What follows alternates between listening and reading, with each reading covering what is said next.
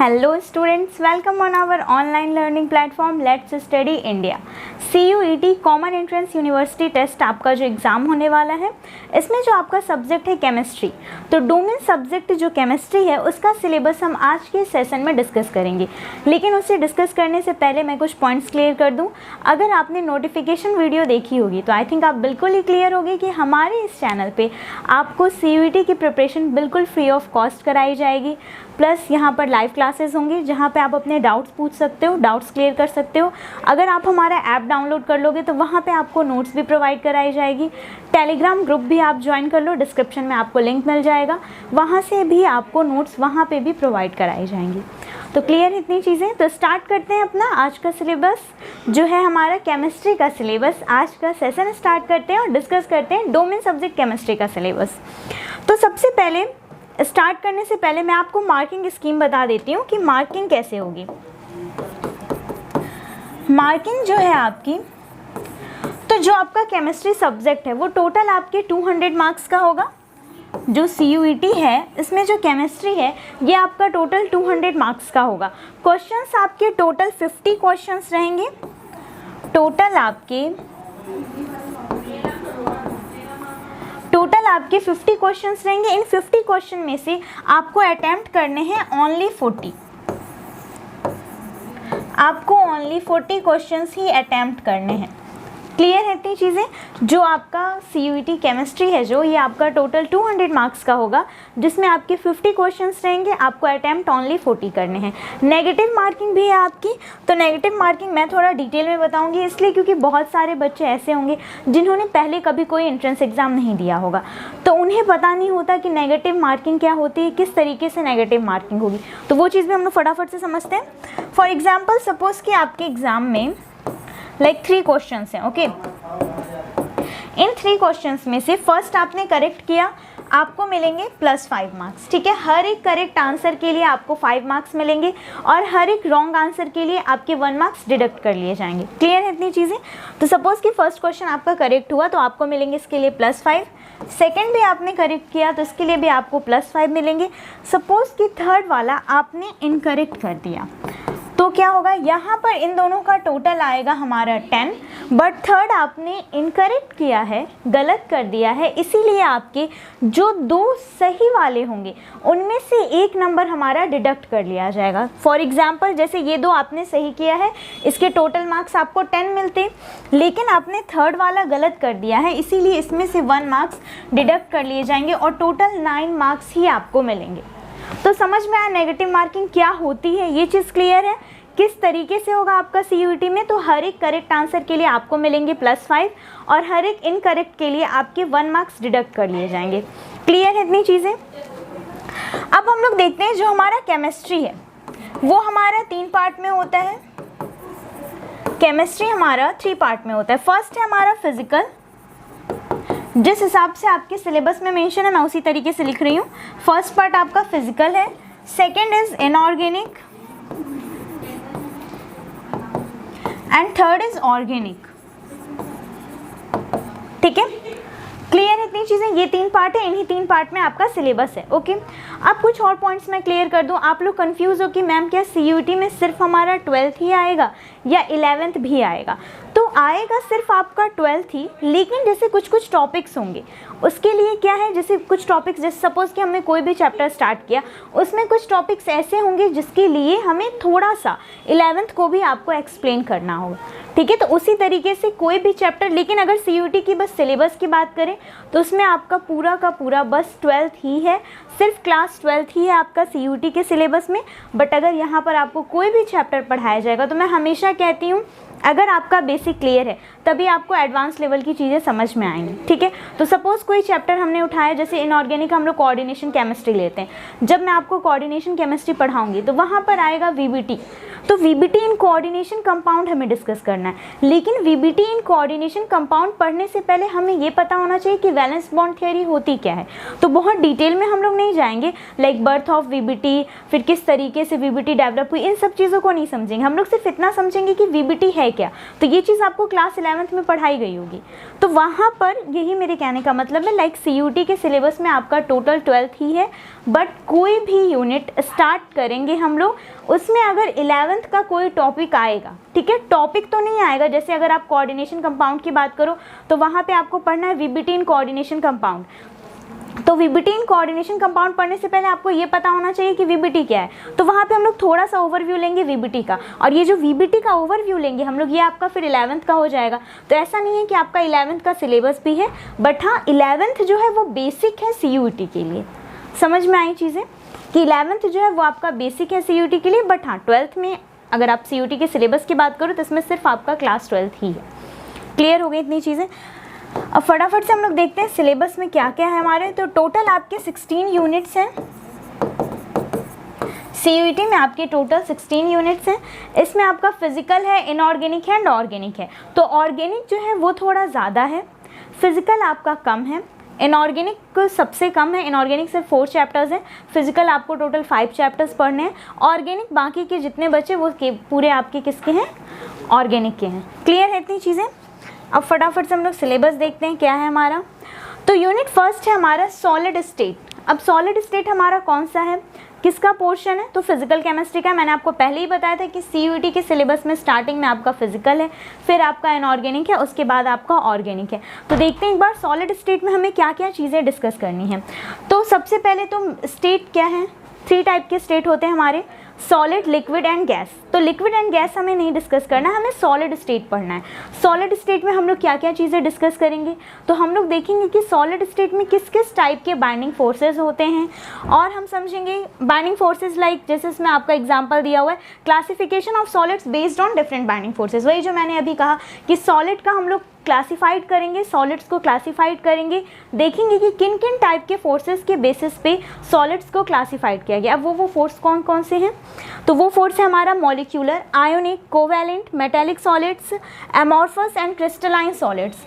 तो ये सारे बाइंडिंग फोर्सेस भी हैं, आपने पढ़ाई होगा इनऑर्गेनिक में आयोनिक क्या होता है, कोवैलेंट क्या होता है, मेटेलिक क्या होता है, ये सारी चीज़ें हमने पढ़ा है 11th में अच्छे से।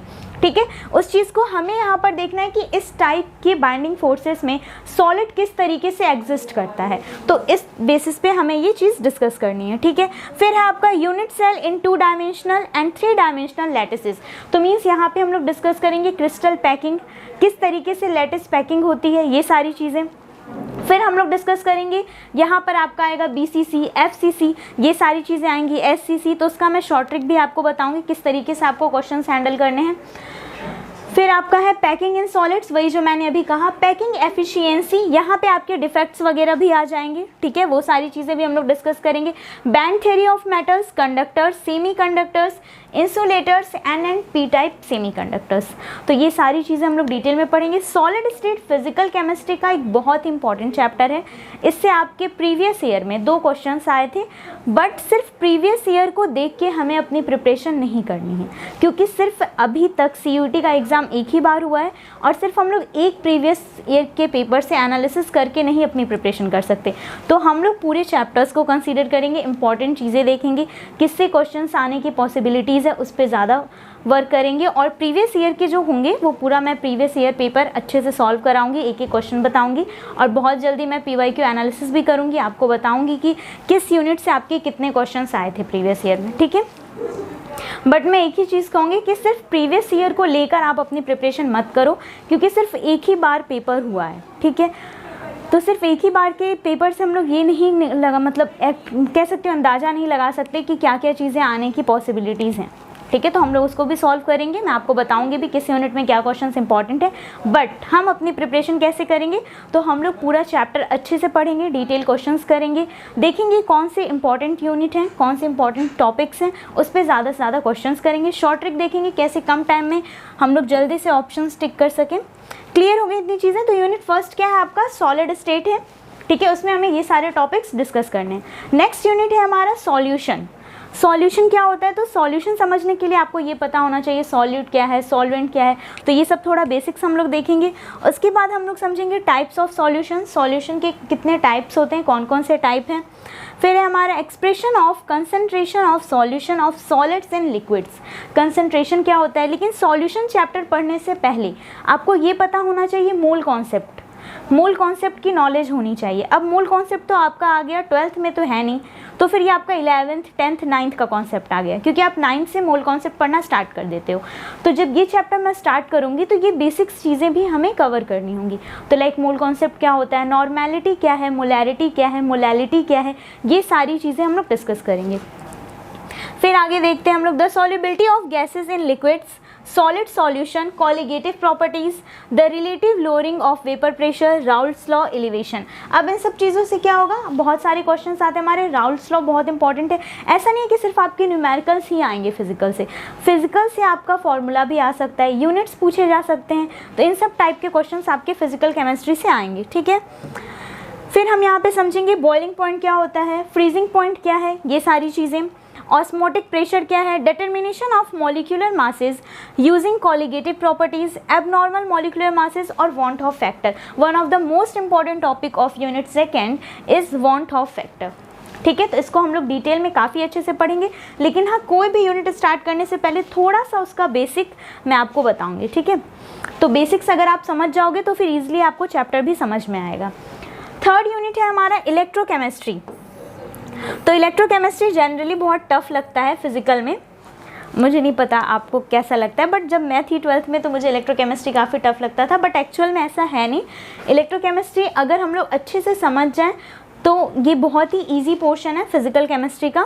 इसमें हमें क्या समझना है, रेडॉक्स रिएक्शन। अब रेडॉक्स रिएक्शन क्लास 11th में आपने काफ़ी अच्छे से पढ़ा होगा। क्या होता है रेडॉक्स रिएक्शन, तो हमें अच्छे से पता है। वो रिएक्शन जिसमें ऑक्सीडेशन और रिडक्शन दोनों एक साथ हो, उसे हम क्या कहेंगे, रेडॉक्स रिएक्शन।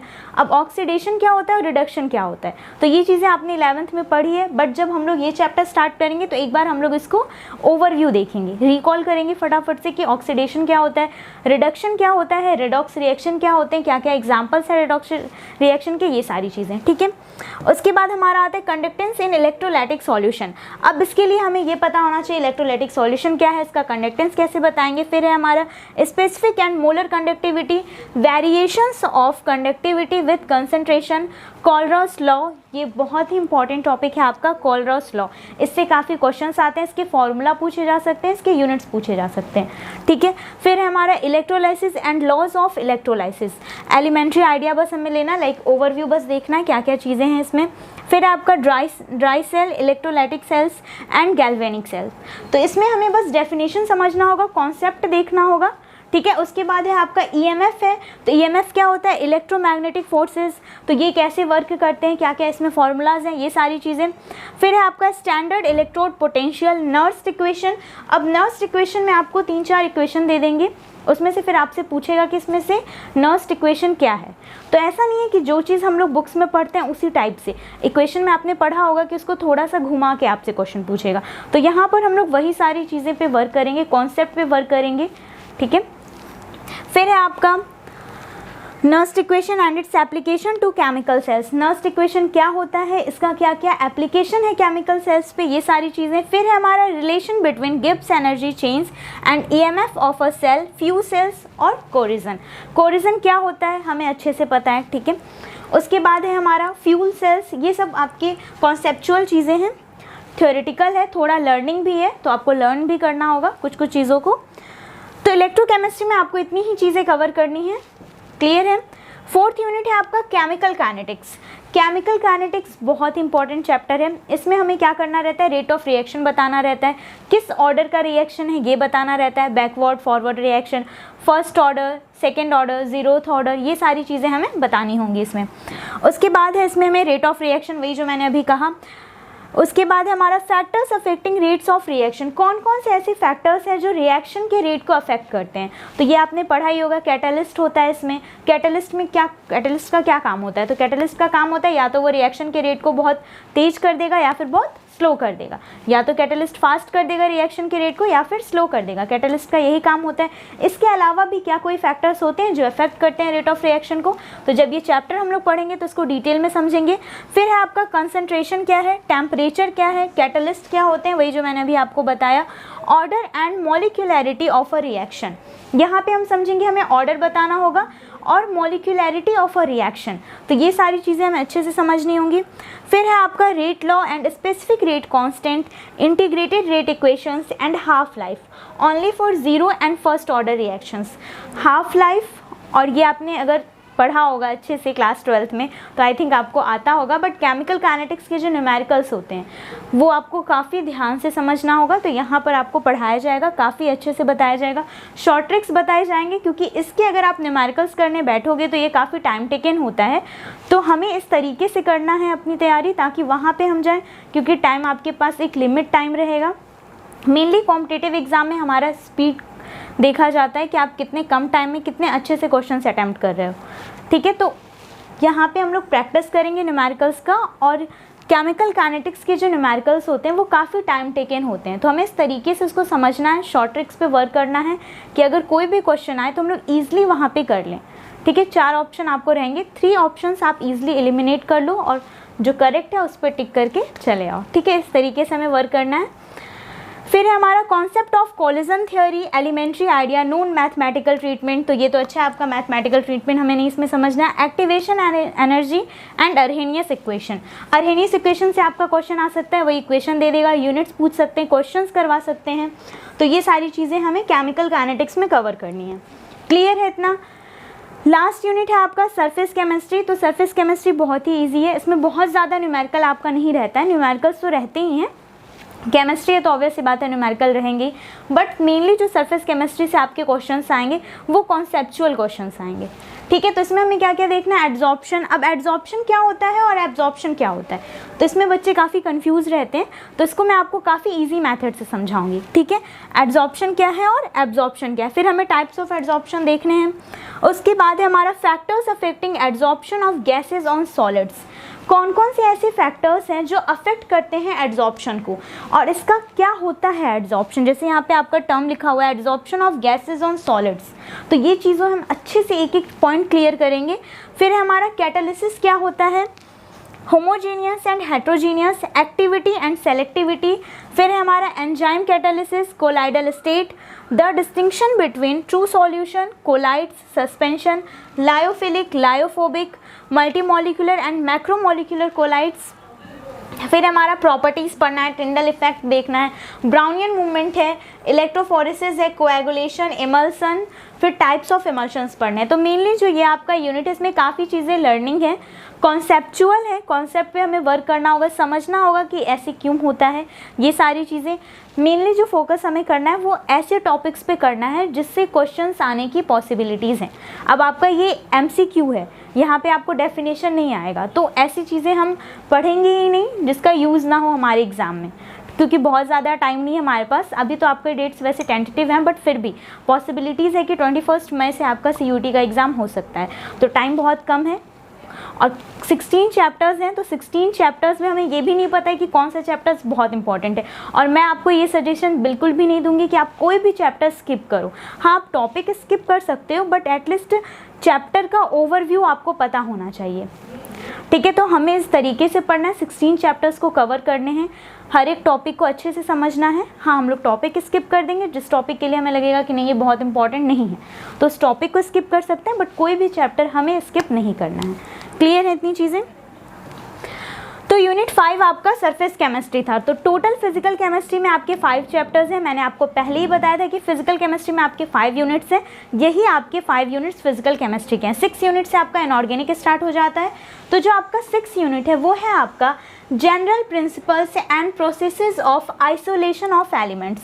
तो ये जितना छोटा दिख रहा है एक्चुअल में ये इतना छोटा यूनिट है नहीं, काफ़ी बड़ा यूनिट है। इसमें काफ़ी चीज़ें लर्निंग है, न्यूमेरिकल्स नहीं है, आपका लर्न करना होगा आपको आप मतलब एक एक चीज़ों को लर्न करना होगा, लर्निंग है अगर मैं कहूँ तो जिन बच्चों को लर्न करने में या जिनकी लर्निंग स्किल अच्छी है वो तो ईजिली लर्न कर लेंगे। रट्टा मार टाइप है ये यूनिट, ठीक है, लेकिन मैं आपको इसका शॉर्ट में दूंगी नोट्स ताकि ईजिली आप वहाँ पे क्वेश्चंस कर सको। ठीक है, किस टाइप के क्वेश्चन आ सकते हैं ये सारी चीज़ें मैं बताऊँगी।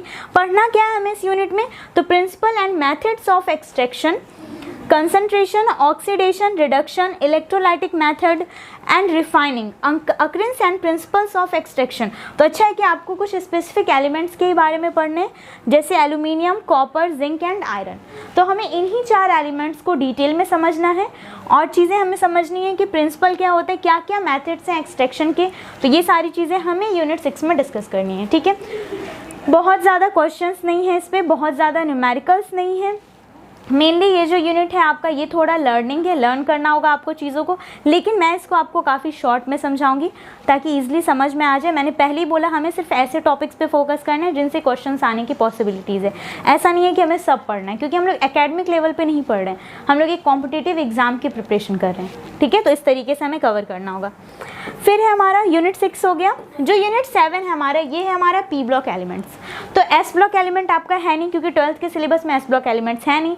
पी ब्लॉक एलिमेंट जो है, तो पी ब्लॉक एलिमेंट्स में आपको अच्छे से पता होगा कि पी ब्लॉक एलिमेंट्स में हमारे ग्रुप 13 टू ग्रुप 18 आते हैं। ये जो 5 ग्रुप्स हैं ये हमारे पी ब्लॉक एलिमेंट्स में आते हैं। एस ब्लॉक एलिमेंट्स में हमारा ग्रुप 1 एंड ग्रुप 2 आता है, और जो सेंटर के एलिमेंट्स होते हैं वो हमारे किस में आते हैं, डी ब्लॉक एलिमेंट्स में आते हैं। तो पी ब्लॉक एलिमेंट्स में आपको 13 टू 18 सारे ग्रुप को डिस्कस नहीं करना है, सिर्फ आपको 15 पढ़ना है, 16 पढ़ना है, 17 एंड 18 पढ़ना है। सिर्फ आपको यही 4 ग्रुप्स पढ़ने हैं।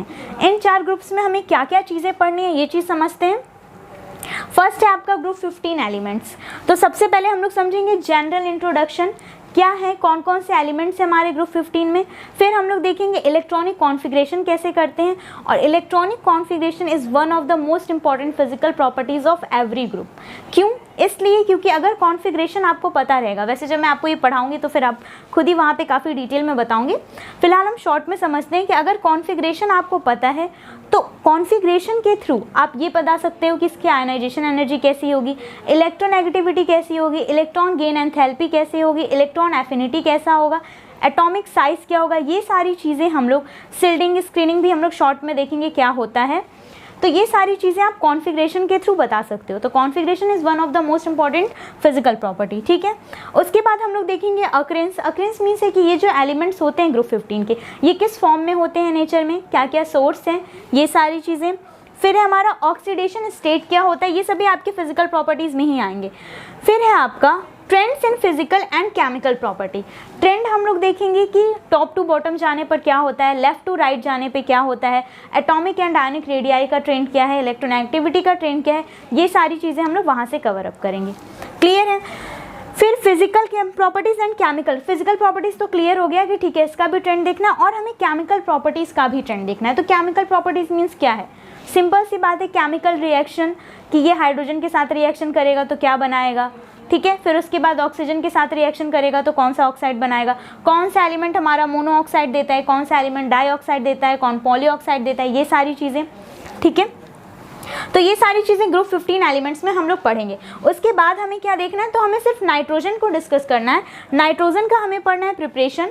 नाइट्रोजन का प्रिपरेशन हम लोग कैसे करेंगे, प्रॉपर्टीज़ क्या क्या हैं, इनके यूजेस क्या हैं। फिर हम देखेंगे कंपाउंड्स ऑफ नाइट्रोजन। नाइट्रोजन के कंपाउंड्स जो होंगे उनमें हमें पढ़ना है preparation, properties of ammonia, nitric acid, oxides of nitrogen, structure only, सिर्फ स्ट्रक्चर हमें देखना है। फिर हमें देखना है फॉस्फोरस एलोट्रॉपिक फॉर्म्स। जब मैं आपको फिजिकल प्रॉपर्टी बताऊंगी तो वहाँ पे मैं आपको बताऊंगी एलोट्रॉप्स मीन्स क्या होता है। तो फॉस्फोरस हमें अच्छे से पता है कि ये एलोट्रॉपिक फॉर्म में प्रेजेंट होता है, तो ये चीज़ हमें समझना है। फिर हमारा कंपाउंड्स ऑफ फॉस्फोरस, फॉस्फोरस के कंपाउंड्स को डिस्कस करना है, उनके प्रिपरेशन देखने हैं, प्रॉपर्टीज़ देखने हैं, हैलाइड समझना है, ऑक्सो एसिड्स, ये सारी चीज़ें हमें समझना है, ठीक है। तो मेनली हमें 2 एलिमेंट को डिटेल में समझना है, नाइट्रोजन एंड फॉस्फोरस। क्लियर है। और बाकी क्या समझना है, तुम्हें प्रॉपर्टीज़ देखनी है, ट्रेंड क्या है फिजिकल प्रॉपर्टीज़ का, क्या ट्रेंड है केमिकल प्रॉपर्टीज़ का, ये सारी चीज़ें। ग्रुप 15 के बाद हमें समझना है ग्रुप 16 एलिमेंट। सेम हमारा ग्रुप 16 एलिमेंट में भी है, यहाँ पे भी हमें वही सारी चीज़ें डिस्कस करनी है।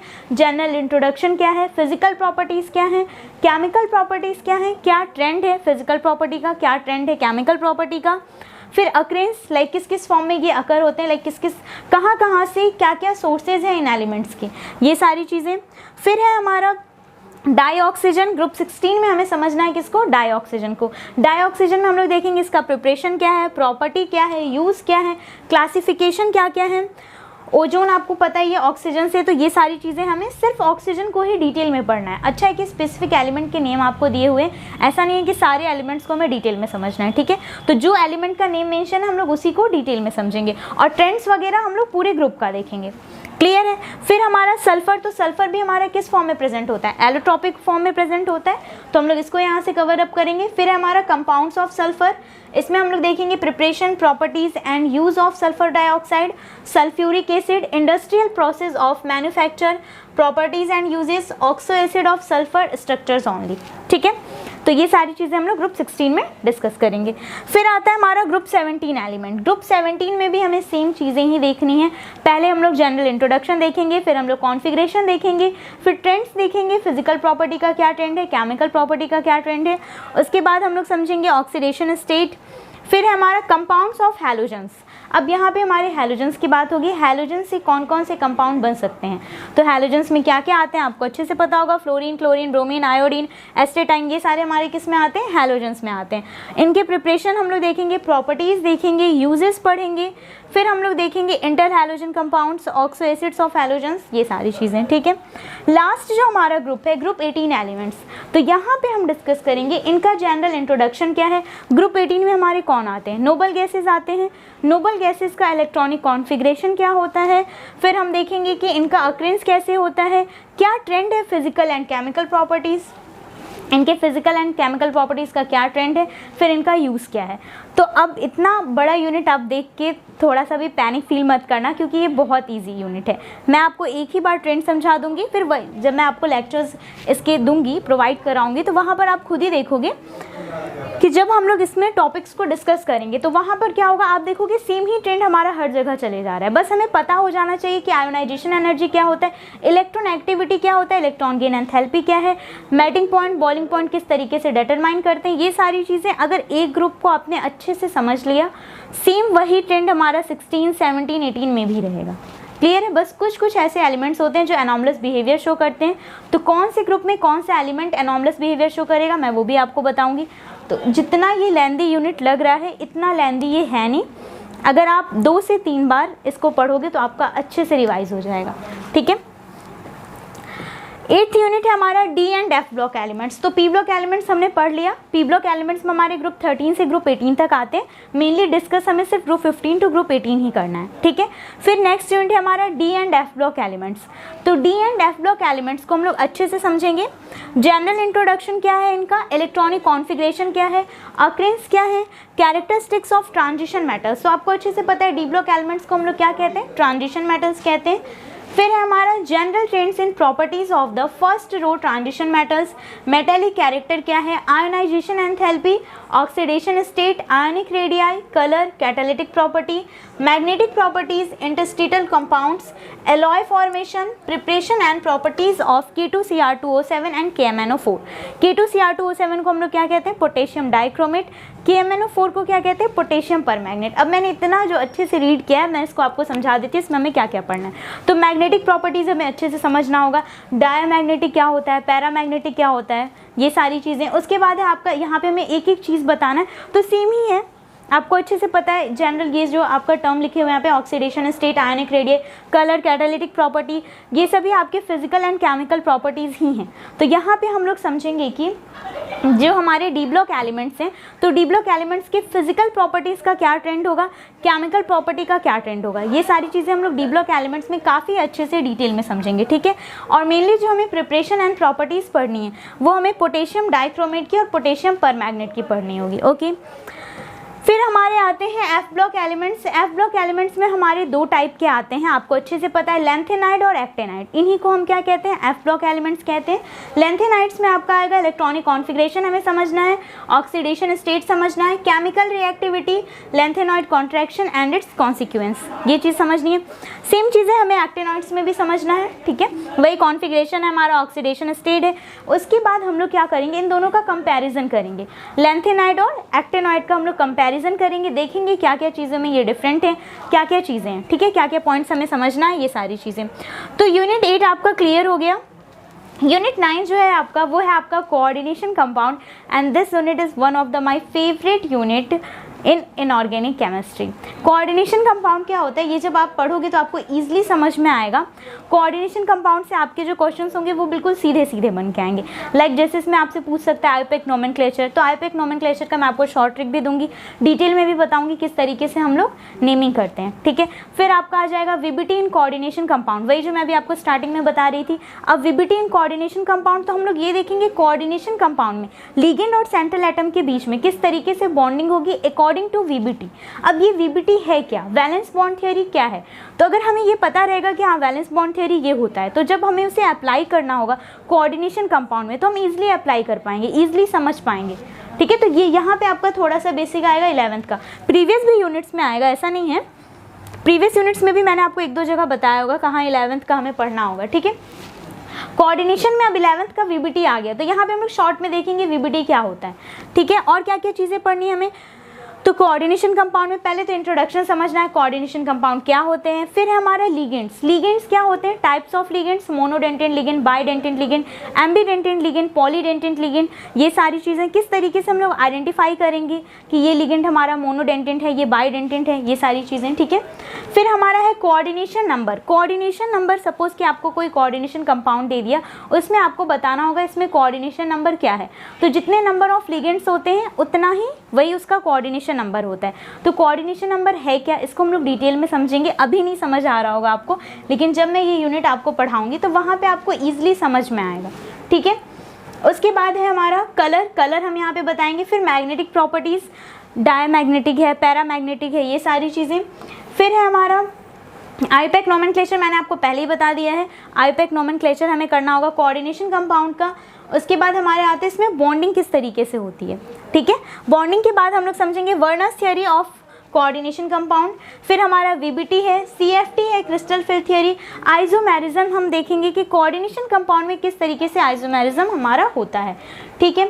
फिर है आपका importance of coordination compounds in qualitative analysis, extraction of metals and biological system. तो मेनली कोऑर्डिनेशन कंपाउंड्स को हमें पूरा कवर अप करना है काफ़ी अच्छे से, यहाँ से आपके क्वेश्चंस बिल्कुल सीधे सीधे आएंगे, ठीक है। ऐसा नहीं है कि आपको डिटेल से घुमा के क्वेश्चन पूछेगा, नहीं, इससे बिल्कुल सीधे सीधे क्वेश्चंस बनेंगे। किस टाइप के क्वेश्चंस आने की संभावना है, किस टाइप से आपको वहाँ पे अटेम्प्ट करना होगा, शॉर्ट ट्रिक्स क्या होंगे, ये सारी चीज़ें आपको यहाँ पर काफ़ी अच्छे से बताई जाएगी, ठीक है।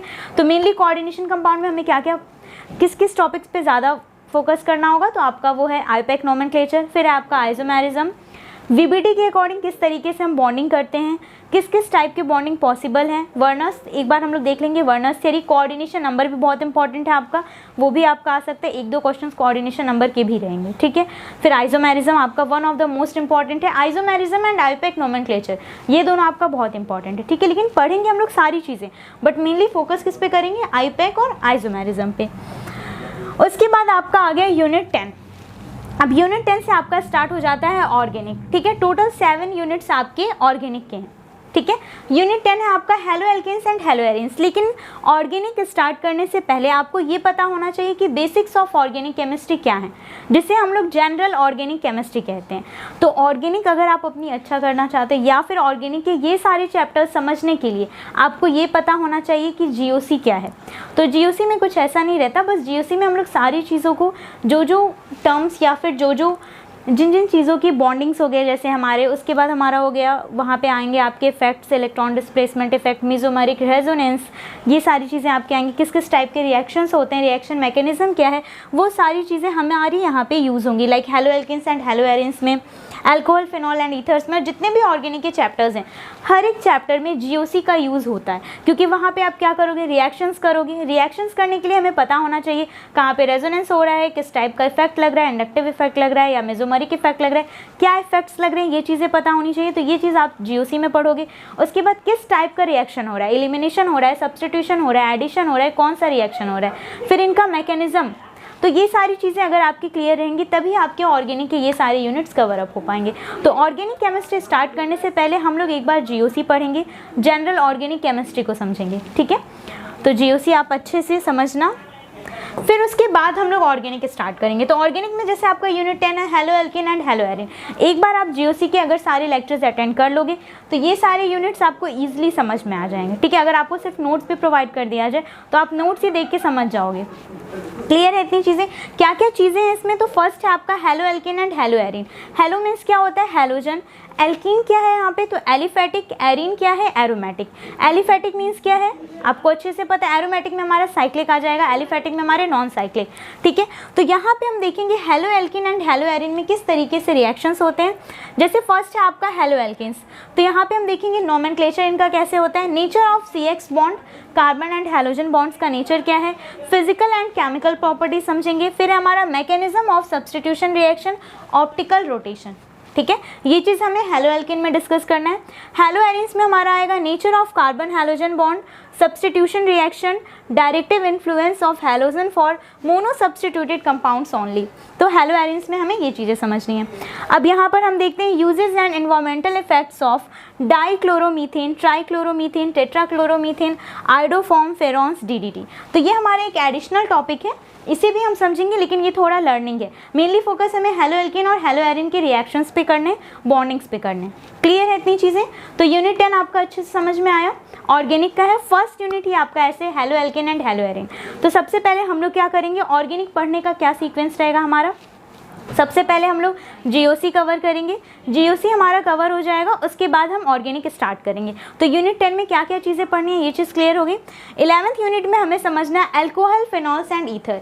अब यहाँ पे हम लोग यहाँ पे देखिए आपका बहुत ही अच्छे से दिया हुआ है। अल्कोहल में हमें क्या क्या पढ़ना है, तो अल्कोहल में हमें देखना है नोमेनक्लेचर कैसे करते हैं, मैथड ऑफ प्रिपरेशन क्या है, फिजिकल एंड केमिकल प्रॉपर्टीज़ क्या हैं प्राइमरी अल्कोहल्स की, फिर आइडेंटिफिकेशन कैसे करेंगे हम primary, secondary and tertiary alcohol में। फिर है हमारा mechanism of dehydration, uses with special reference to methanol and ethanol. Clear है अल्कोहल। नेक्स्ट हमारा टॉपिक है फिनॉल्स। फिनॉल्स में हमें समझना है इनका नोमेनक्लेचर कैसे होगा, मैथड्स ऑफ प्रिपरेशन क्या है, physical and chemical properties, acidic nature of phenol, electrophilic substitution reaction and uses of phenols. तो फिनॉल्स में हमें ये सारी चीज़ें क्लियर करनी होंगी। फिर है आपका ईथर। ईथर में भी सेम ही चीज़ें, हमारा नोमेनक्लेचर पढ़ेंगे हम लोग, फिर हम लोग मैथड्स ऑफ प्रिपरेशन देखेंगे, फिर फिजिकल एंड केमिकल प्रॉपर्टीज़ देखेंगे, उसके बाद यूजेस देखेंगे। क्लियर है। जो 12th यूनिट है आपका वो है आपका aldehyde, ketone and carboxylic acid. तो सबसे पहले इसमें भी हम लोग वही सारी चीज़ें डिस्कस करेंगे। सबसे पहले आईयूपीएक नोमेनक्लेचर देखेंगे, फिर हम लोग देखेंगे nature of carbonyl group, carbonyl group का नेचर क्या है, क्या क्या प्रिपरेशन के मेथड्स हैं, फिजिकल एंड केमिकल प्रॉपर्टीज़ क्या है, मैकेनिज्म ऑफ न्यूक्लियोफिलिक एडिशन। अब ये सारे जो टर्म आ रहे हैं, इलेक्ट्रोफिलिक एडिशन, न्यूक्लियोफिलिक एडिशन, तो जब आप GOC के लेक्चर्स अटेंड करोगे तो वहाँ से ये सारे बेसिक पॉइंट्स आपके क्लियर हो जाएंगे। ठीक है, फिर जब वैसे ऐसा नहीं है कि जब ये यूनिट में आपको पढ़ाऊंगी तो मैं आपको नहीं बताऊंगी कि न्यूक्लियोफिलिक एडिशन क्या होता है, इलेक्ट्रोफिलिक एडिशन क्या होता है, ऐसा कुछ नहीं। यहाँ पे आपको सारी चीज़ें बताई जाएंगी। लेकिन अगर आप GOC पढ़ोगे तो वो आपका जनरल ऑर्गेनिक केमिस्ट्री है, उसका नेम ही है general organic chemistry, means organic chemistry का बेसिक है। ठीक है, ऑर्गेनिक केमिस्ट्री का बेसिक क्या है, जनरल ऑर्गेनिक केमिस्ट्री। तो अगर आपको GOC अच्छे से पता है तो ये सारी चीज़ें समझने में आपको टाइम नहीं लगेंगी, ईजिली आप समझ लोगे। क्लियर है। फिर आपका है कार्बोक्सिलिक एसिड। तो कार्बोक्सिलिक एसिड में सेम ही चीज़ें हमें पढ़नी है, nomenclature, acidic nature, method of preparation, physical and chemical properties and uses. फिर हमारा 13 यूनिट है organic compounds containing nitrogen. Means यहाँ पे हमें वैसे ऑर्गेनिक कंपाउंड को डिस्कस करना है जिसमें नाइट्रोजन होते हैं। तो ऐसे कंपाउंड्स को डिस्कस करेंगे जो नाइट्रोजन को कंटेन किए रहते हैं। अब ऐसा नहीं है कि हमारे इस यूनिवर्स में या इस वर्ल्ड में जितने हमारे ऑर्गेनिक कंपाउंड्स होंगे जो नाइट्रोजन को कंटेन किए रहते हैं उन सभी कंपाउंड्स को पढ़ना है, ऐसा नहीं है। सिलेबस में आपके मेंशन है किन किन कंपाउंड्स को हमें डिटेल में पढ़ना है। तो अमीन्स है आपका, अमीन्स में हम लोग देखेंगे नोमेनक्लेचर क्या है, क्लासिफिकेशन क्या है, ये चीज़ें आपने क्लास 12th में काफ़ी अच्छे से समझा होगा। लेकिन जो समझे होगे लेकिन क्लास 12th में जब आप इसको समझ रहे होगे तो फिर आप एकेडमिक लेवल पे पढ़ रहे होगे। यहाँ पे जब हम लोग इसको कवर अप करेंगे तो हम लोग कॉम्पिटिटिव एग्जाम के बेसिस पे करेंगे, ऐसे टॉपिक्स पे ज़्यादा फोकस करेंगे जहाँ से क्वेश्चन आ सकते हैं। वहाँ पे आपको ऐसे लिखने के लिए नहीं आएगा कि कौन कौन से प्रिपरेशन है, ठीक है, वैसे नहीं करना है। हमें सिर्फ रिएक्शंस देखने हैं कि अगर ये रिएक्शन होगा तो फिर अमीन्स बनेगा या नहीं बनेगा, ठीक है, कौन सा रिएक्शन होगा, क्या प्रोडक्ट मिलेगा, अगर प्रोडक्ट दे दिया है तो रिएक्टेंट क्या होगा, इस तरीके के क्वेश्चंस को हमें सॉल्व करने हैं। ठीक है, फिर है आपका नोमेनक्लेचर हो गया, classification, structure, methods of preparation, physical and chemical properties, uses and identification. Identification करेंगे हम लोग primary, secondary and tertiary amines का, किस तरीके से आप आइडेंटिफाई कर सकते हो। ठीक है, आपको इसमें क्वेश्चन कैसे आएगा, तो आपको दे देगा primary, secondary and tertiary amine, 3 type के कंपाउंड्स दे देगा, 4 टाइप के कंपाउंड देगा, क्योंकि MCQ है आपका, 4 ऑप्शंस रहते हैं। उन 4 ऑप्शंस में से आपको 3 को एलिमिनेट करके किसी एक पे टिक करना होगा जो प्राइमरी एमीन, सेकेंडरी एमीन या टर्शियरी एमीन को शो कर रहा होगा। होगा। तो इस टाइप से क्वेश्चंस आएंगे आपके इस टॉपिक पे। फिर है आपका साइनाइड्स एंड आइसोसाइनाइड्स। अब साइनाइड और आइसोसाइनाइड क्या है? नाइट्रोजन कंटेनिंग कंपाउंड्स है। इसमें हम लोग क्या क्या चीज़ें डिस्कस करेंगे? तो वही will be mention and relevant places in context. फिर आपका डाइजोनियम सॉल्ट, डाइजोनियम में भी क्या है हमारा, इसमें भी नाइट्रोजन कंटेन रहता है। सेम ही चीज़ें हमें डिस्कस करनी है, प्रिपरेशन पढ़ना है, केमिकल रिएक्शंस देखना है, importance in synthetic organic chemistry, क्या इंपॉर्टेंस है मीन्स इनका यूजेस देखना है। क्लियर हो गया ये यूनिट आपका ऑर्गेनिक कंपाउंड्स कंटेनिंग नाइट्रोजन। अब नेक्स्ट यूनिट है हमारा यूनिट 14 जो है हमारा बायोमोलिक्यूल्स। तो बायोमोलिक्यूल्स जो है हमारा इस यूनिट के लिए तो बायो वाले बच्चे बहुत ही खुश होंगे, क्योंकि ये जो है आपका ये जूलॉजी का पोर्शन है, मीन्स बायोलॉजी का पोर्शन है। बायोलॉजी में आपका दो पार्ट होते हैं, बॉटनी एंड जूलॉजी। तो जूलॉजी में बेसिकली हम लोग क्या पढ़ते हैं, एनिमल से रिलेटेड, और बॉटनी में क्या पढ़ते हैं, प्लांट से रिलेटेड। तो ये है हमारा पोर्शन जूलॉजी का। इसमें हमें क्या क्या पढ़ना है? तो इसमें हमें पढ़ना है कार्बोहाइड्रेट क्या होते हैं, प्रोटीन्स क्या है, हार्मोन्स में हमें समझना है, विटामिन क्या है, न्यूक्लिक एसिड में डीएनए एंड आरएनए क्या क्या होते हैं। तो मैथ्स वाले बच्चों को पैनिक फील करने की ज़रूरत नहीं है, क्योंकि जब मैं आपको ये यूनिट पढ़ाऊंगी तो मैं इसमें बताऊंगी कि किस तरीके से आपको लर्न करना है, किस टाइप के क्वेश्चंस आ सकते हैं, इजी ट्रिक भी दूंगी लर्न करने का। तो टेंशन लेने की कोई भी ज़रूरत नहीं है, ठीक है। और ये यूनिट जो है आपका ये मेनली ऐसा है कि हम लोग 9th से पढ़ते रहते हैं। इसमें कार्बोहाइड्रेट आपने साइंस वगैरह में पढ़ा ही होगा कि कार्बोहाइड्रेट क्या होते हैं। पढ़ना क्या क्या है हमें? तो कार्बोहाइड्रेट का क्लासिफिकेशन पढ़ना है, लाइक मोनोसैकेराइड क्या होता है, ओलिगोसैकेराइड क्या होता है, पॉलीसैकेराइड क्या होता है। यहाँ पर जो सैकेराइड वर्ड है ये क्या डिटरमाइन करता है? तो ये हमें ये बताता है कि ये जो सैकेराइड है ये क्या है, शुगर है। तो यही चीज़ हम देखेंगे यहाँ पर। फिर हमें यहाँ पे डिटेल स्ट्रक्चर पढ़ना है ग्लूकोज एंड फ्रक्टोज का, डीएल कॉन्फ़िगरेशन बताना है। डीएल कॉन्फ़िगरेशन क्या है? तो डी डेक्स्ट्रो रिप्रेजेंट करता है, और एल क्या रिप्रेजेंट करता है, लीवो रिप्रेजेंट करता है। तो ये चीज़ हम समझेंगे। उसके बाद है हमारा ओलिगोसैकेराइड्स में हमारे आते हैं सुक्रोज, लैक्टोज, माल्टोज, और पॉलीसैकेराइड में हमें समझना है स्टार्च, सेलुलोज एंड ग्लाइकोजन, ठीक है। तो ये चीज़ें हमें कार्बोहाइड्रेट में अच्छे से समझना है। फिर हमें प्रोटीन्स में देखना है elementary idea of alpha amino acid, peptide bond क्या होता है, प्रोटीन्स के बीच में कौन सा बॉन्ड होता है, एमिनो एसिड्स यहाँ पे कैसा रोल प्ले करते हैं, प्रोटीन और एमिनो एसिड सिमिलर चीज़ हैं क्या है, ये सारी चीज़ें हम समझेंगे जब हम लोग यूनिट को डिटेल में समझेंगे। फिर हमें देखना है कि प्रोटीन के स्ट्रक्चर समझना है, primary structure, secondary structure, tertiary, quaternary structures, ये सारे स्ट्रक्चर्स हम देखेंगे। इसमें किस टाइप का होता है प्रोटीन का स्ट्रक्चर, क्या चेन होता है, किस तरीके से एमिनो एसिड्स अरेंज होते हैं, ये सारी चीज़ें देखेंगे। फिर हमें देखना है कि डीनेचुरेशन ऑफ प्रोटीन्स। तो यहाँ पे हम देखेंगे कि डीनेचुरेशन का मतलब क्या है, ठीक है। फिर हमें एंजाइम समझना है, तो हमें सिर्फ ये देखना है कि एंजाइम क्या होते हैं, किस किस टाइप के होते हैं, सिर्फ हमें इतनी चीज़ें ही समझनी है। उसके बाद है हार्मोन्स में हमें एलिमेंट्री आइडिया देखना है, जिसमें हमें विटामिन और न्यूक्लिक एसिड को समझना है। तो विटामिन में हम देखेंगे कि क्लासिफिकेशन क्या है, इनका फंक्शन क्या है, अलग अलग टाइप के विटामिन को देखेंगे, उसके बाद इनके फंक्शंस को समझेंगे। फिर न्यूक्लिक एसिड में हमारा डीएनए एंड आरएनए, तो डबल हेलिकल डीएनए। फिर आरएनए में हम लोग टाइप समझेंगे, टीआरएनए, एमआरएनए, कितने टाइप्स होते हैं, ये सारी चीज़ें हमें इस यूनिट 14 में समझना है। क्लियर है चीज़ें? तो बस दिखने में ये इतना लेंथी यूनिट है, बट जब आप इसको पढ़ोगे तो काफ़ी शॉर्ट में हो जाएगा, ठीक है। लर्न आपको करना ही पड़ेगा, मैं बार बार कह रही हूँ। बहुत सारे ऐसे यूनिट्स हैं जिसमें कुछ चीज़ें आपको लर्न करनी ही होंगी। सभी ऐसा नहीं है कि आप कॉन्सेप्ट समझ लो, न्यूमेरिकल्स कर लो फिर हो जाएगा, नहीं। बहुत सारी ऐसी चीज़ें हैं जिसे हमें लर्न करना होगा। कैसे लर्न करना है, लर्न करने का ईजी ट्रिक क्या है, ये सारी चीज़ें जब मैं आपको ये यूनिट पढ़ाऊँगी तो बताऊँगी, ठीक है। फिर 15 यूनिट है हमारा पॉलीमर्स। अब पॉलीमर्स क्या होते हैं? तो पॉलीमर्स आपने पढ़ा ही होगा 12th में, तो बहुत सारे इसमें रिएक्शंस आते हैं। तो यहाँ पर हम समझेंगे उन रिएक्शंस का क्या इजी ट्रिक है, किस तरीके से इतने लंबे लंबे रिएक्शंस को हम लोग लर्न कर सकते हैं। तो यहाँ पर हमें समझना है पॉलीमर क्या होते हैं, इनका क्लासिफिकेशन देखना है, नेचुरल एंड सिंथेटिक पॉलीमर्स क्या होते हैं। फिर है हमारा मेथड्स ऑफ पॉलीमराइजेशन।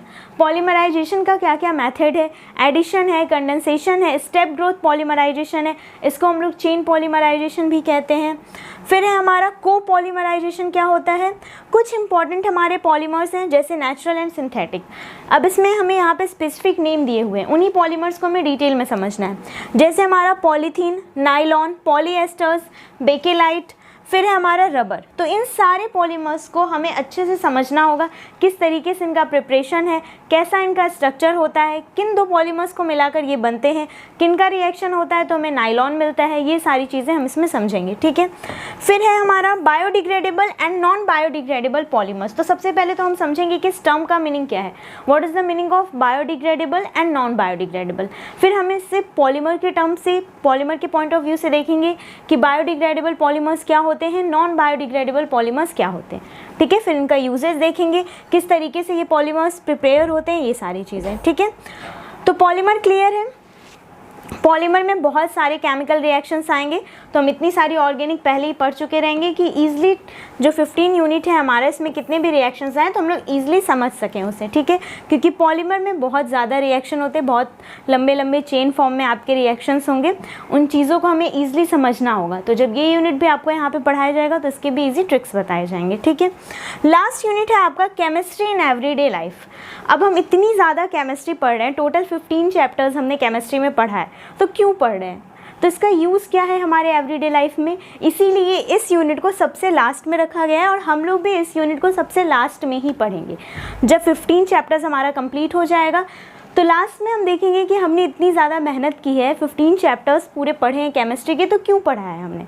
तो लास्ट में हम समझेंगे कि केमिस्ट्री का हमारे एवरीडे लाइफ में क्या यूज़ है, किस किस फील्ड में हमें इसका यूज़ देखना है। तो फर्स्ट हमें देखना है केमिकल्स इन मेडिसिन्स, मेडिकल फील्ड में केमिस्ट्री का क्या यूज़ है। सेकंड है हमारा केमिकल्स इन फूड, जितने सारे हम लोग खाते हैं चीज़ें, गोले वगैरह, उसमें भी फूड कलर्स वगैरह होते हैं, उसमें केमिस्ट्री कैसे रोल प्ले करता है, क्या वो हार्मफुल होते हैं हमारे लिए, ये सारी चीज़ें हम समझेंगे। फिर है हमारा क्लेंजिंग एजेंट्स, इसमें हमें सोप्स देखना है, डिटर्जेंट्स क्या होते हैं, क्लेंजिंग एक्शन क्या होते हैं। तो इतने सारे क्रीम्स वगैरह हैं, फेयरनेस क्रीम है, इतने सारे सोप्स हैं, डिटर्जेंट्स वगैरह हैं, तो इन सब में केमिस्ट्री का क्या रोल है, इन सब में जो केमिकल्स ऐड होते हैं क्या वो केमिकल्स हार्मफुल होते हैं हमारे लिए। तो ये सारी चीज़ें हम लोग काफ़ी अच्छे से समझेंगे, डिटेल में समझेंगे। और यहाँ पर भी हम लोग इजी ट्रिक तो नहीं है, ये तो आपको लर्न करना होगा क्योंकि इसमें कुछ ट्रिक तो नहीं ही रहेगा, बेसिक है, कॉन्सेप्ट्स आपको मैं समझाऊंगी अच्छे से, बस हमें समझना होगा, ठीक है। उसके बाद फिर हम लोग इसमें मेनली ये जो यूनिट है आपका, ये आपको लर्न ही करना होगा, ठीक है। तो क्लियर है। तो लास्ट यूनिट में हमें यही देखना है कि एवरीडे लाइफ में केमिस्ट्री का क्या यूज़ है। क्लियर हो गया। तो टोटल 16 यूनिट्स हैं आपके, जिसमें 5 आपका फिजिकल है, 4 आपका इनऑर्गेनिक है, उसके बाद बाकी के सारे आपके ऑर्गेनिक हैं। लेकिन ऑर्गेनिक पढ़ने से पहले हम लोग क्या समझेंगे, जीओसी समझेंगे, जनरल ऑर्गेनिक केमिस्ट्री, उसके बाद ऑर्गेनिक का यहाँ पे जितने भी आपके चैप्टर्स हैं उसे हम लोग चैप्टर वाइज कवर अप करेंगे। क्लियर है सारी चीज़ें। तो अच्छे से प्रिपेयर करिए एग्ज़ाम के लिए। All the very best. Thank you very much.